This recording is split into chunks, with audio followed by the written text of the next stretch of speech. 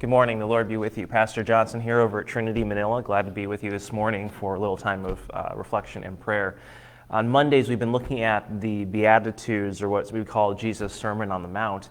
And the Beatitudes are these statements that begin with the word blessed. And so far, we've made the point that blessed and the word saved can almost be used interchangeably here. So today, what we're looking at is Matthew 5, verse 4. And Jesus says, "Blessed are the meek." So in many ways, we can almost say, "Saved are the weak or the meek." So here's the verse, 5:4 from Matthew. "Blessed are the meek, for they shall inherit the earth." Now, when I think of the word meek, I think of maybe like a mouse, something small, tiny. And I think that's probably the right picture. Weak or meek, again, can mean weak itself or lowly, humble estate. But maybe another helpful way of thinking about what exactly is meek or being meek, and that's being helpless. Helpless. You can't save yourself. And there's this incredible story in the Old Testament. You might remember it from Sunday school about this man, this general named Naaman. And Naaman has a terrible skin condition. We usually call it leprosy. But he has this terrible skin condition, and he's like the top general of the world, and yet he's suffering from this terrible skin disease. And so this little slave girl from Israel tells her master, "Hey, you can go to Israel, my homeland, and you can be taken care of there." And so this general Naaman goes to the king, his boss, the king of Syria, and the king of Syria sends him on his way, sends letters ahead. And the king of Israel receives these letters from his mortal enemy, Syria itself, and he rips his clothes. And he says this, "Am I God to kill and to make alive, that the man sends words to cure a man of his leprosy?" So this king of Israel receives this word from the Syrian king that Naaman is coming, take care of him. And the king of Israel just rips his clothes. He's beside himself. But the incredible thing is, at some level, we can talk about his response, whether it's good or bad, but at some level, the king comes to grips with who he is. He says, "Yes, I'm a king. Yes, I have authority. Yes, I have servants. Yes, I belong to Israel, and yet I have limitations. I am meek." He doesn't say he's meek, but his actions say that. He's helpless. He's helpless to take care of this Syrian general, even though he has all this stuff, all these resources at his beck and call. He realizes he can't take care of this Syrian general Naaman. And then that's when Elisha, the prophet enters the scene, and he says, "Hey, calm down. You're right. You can't take care of Naaman, but I am God's representative, and God, the God of Israel, will take care of Naaman." And then the story goes on.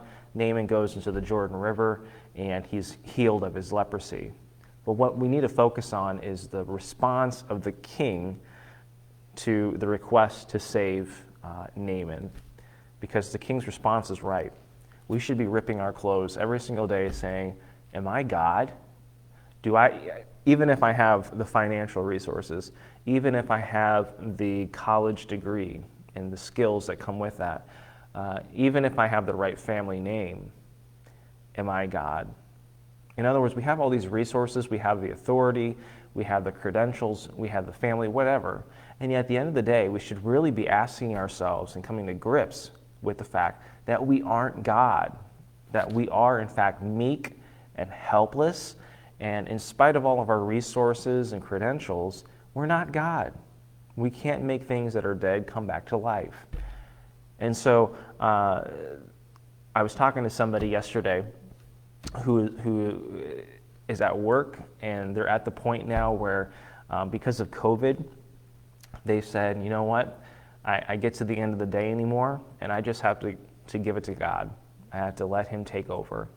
And I think what they were saying in that moment is kind of like what that Israelite king was doing, that is ripping his clothes saying, "Am I God?"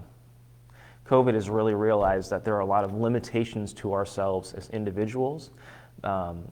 There's limitations when it comes to our families.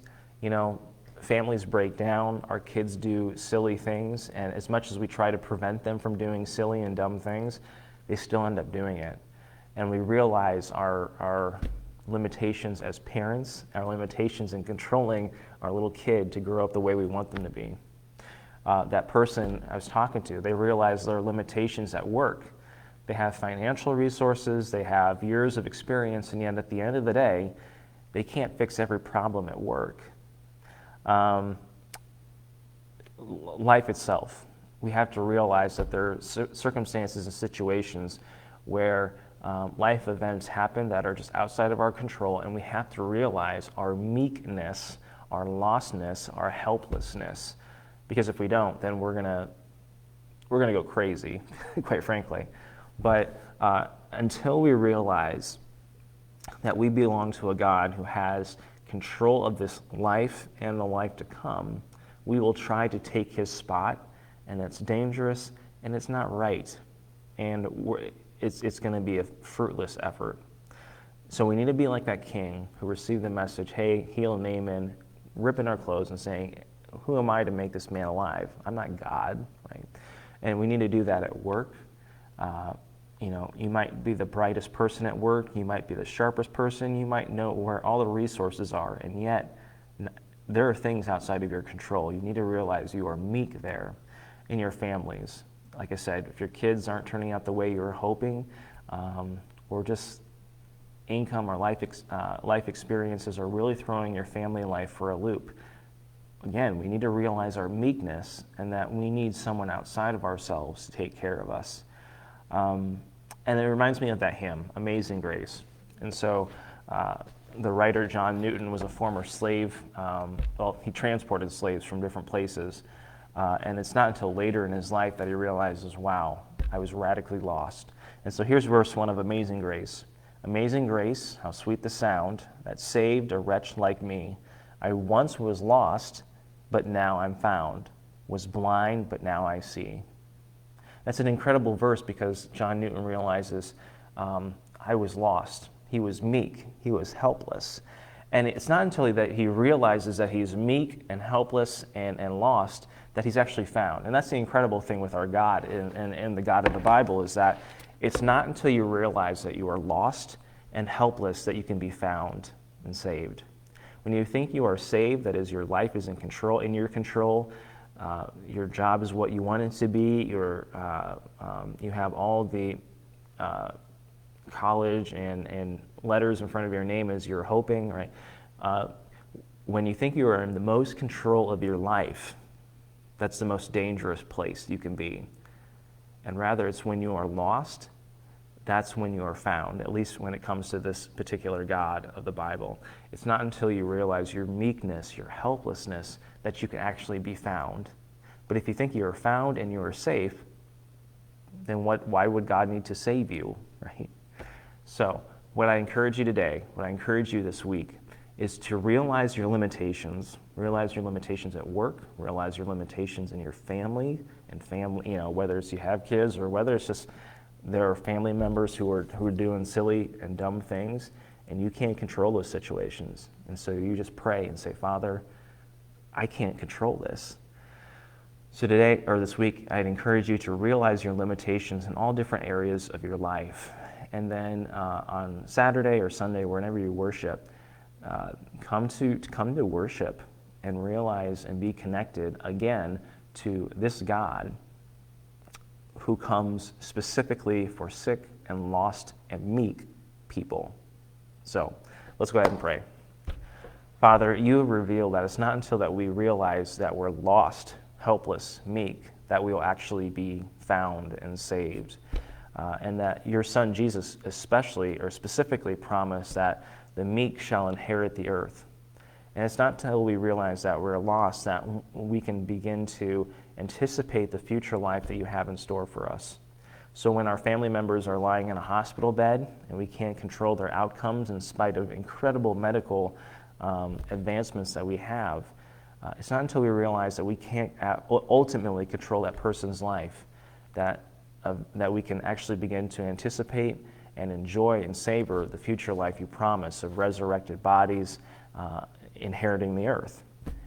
Father, I'd ask that all of these people watching today would find the limitations in their life, find where they are meek, so that then they can be found by you, and so that they can begin to actually savor and enjoy your gifts and enjoy you for who you are, a God who looks and finds and saves meek, lost, helpless people. We pray all these things in your Son's name. Amen. Again, thank you for joining us. A couple of announcements really quick.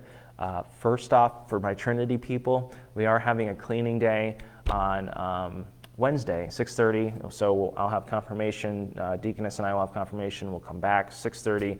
We'll have pizza and also kind of get the church kind of cleaned up. And then elders meeting tomorrow night.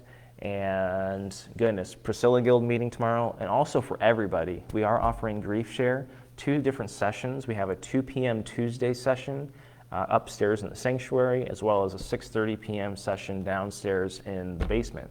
So if you want to join us for Grief Share, you can jump in whenever you want. It doesn't really matter. It's always good stuff whenever you jump in. So if you want to join us for those things, great. The other thing to look forward to on the horizon still is it will be October 31st. Halloween happens to be a Saturday, so it's kind of a weird day for Trinity, but that's okay. So the plan is we're going to actually, rather than celebrating Halloween, we're going to be celebrating Resurrection. So we'll be celebrating or having our Resurrection Fest. So people will have tables set up and giving out candy, we'll have pizza and all that. But we also, because of a great Thrivent card, we'll have some great resources that talk about Jesus, his resurrection from the dead, and Easter and all that. So if you got kiddos, grand kiddos that are going to be going trick-or-treating, bring them over to Trinity. We'd love to have them that night and get some candy here. And if you'd like to decorate your own table here at Trinity, we'd love to have you do that too. Might be an easier way than trying to open up doors and try to social distance that way. But something to think about, not until the end of October. That all said, the Lord be with you, and thank you for joining us this morning.